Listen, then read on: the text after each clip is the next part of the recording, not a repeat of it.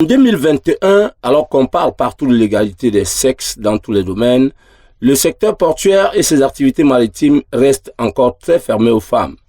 On en trouve au Cameroun, certes, parfois même à des très grands postes de responsabilité. Demande un comité de direction d'à peu près une dizaine de personnes, avec un expatrié à la tête, la personne de M. Jean-Luc Palis, et des membres du comité de direction, notamment le directeur des ressources humaines, M. Benoît, le directeur d'exploitation, M. Elon Martial, le directeur financier, M. Aoumou, moi-même qui vous parle, votre administrateur, je suis la directrice générale adjointe.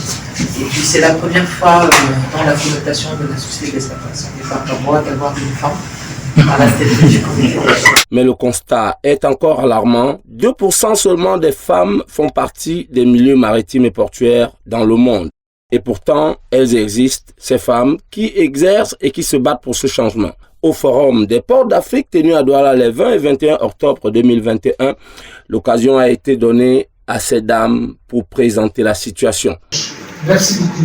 Oui, merci Yann. Merci pour l'opportunité qu'il a offerte ce matin. Ce n'est pas évident que dans le secteur maritime ou dans un forum qui se veut extrêmement masculin, on a vu depuis hier, qu'il nous soit donné la parole pour porter un peu le message des femmes. Donc je vous remercie et je remercie particulièrement mon directeur général qui est là, le directeur général du port autonome de Kribi. Donc alors, quand nous avons été informés du Forum africain des ports, nous nous sommes dit qu'il faudrait quand même que nous fassions connaître l'association.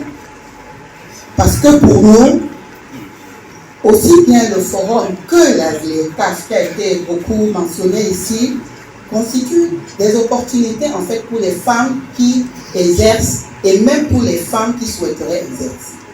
Donc l'intitulé est là de notre présentation qui va être très courte parce que nous attendons plus de contributions de vous. La présidente de WIMA Cameroun, Women in Maritime Cameroun, a craché le morceau de l'entame. En fait, quand on regarde, ça c'est la fin de slide, on voit qu'il y a très peu de femmes, à peine 2%. Insignifiant, je pourrais dire. Donc il y a quelque chose à faire. 2%, des chiffres qui interpellent, et ce n'est pas tout, nous rappelle Caroline Mawandji, vice-présidente de WIMA Africa. Secteur de transport maritime. 2%, ça c'est le pourcentage mondial. Maintenant, s'il faut ramener à l'Afrique, nous serons en deçà. Donc, ce serait peut-être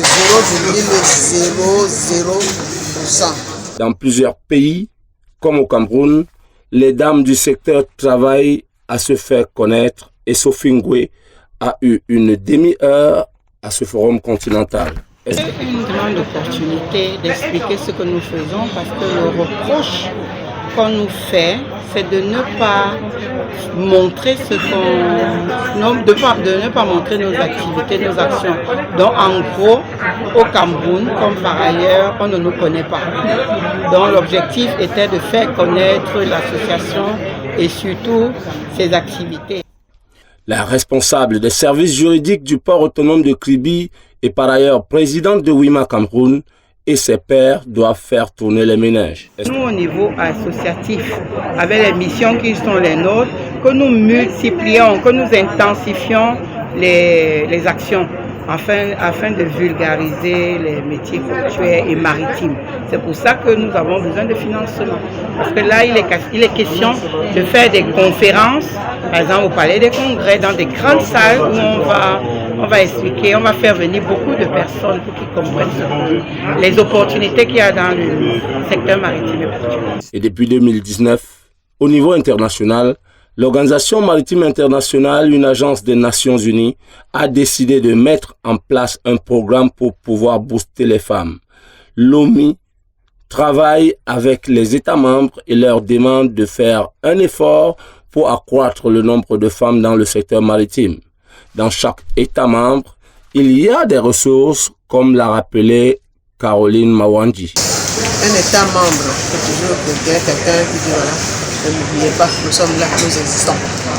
Nous sommes déjà là. Donc personne ne ressource pour pouvoir accompagner nos États nos structures respectives pour que ces chiffres puissent augmenter. Un travail de fourmi pour ces pionnières afin d'augmenter le pourcentage des femmes dans le secteur maritime et portuaire.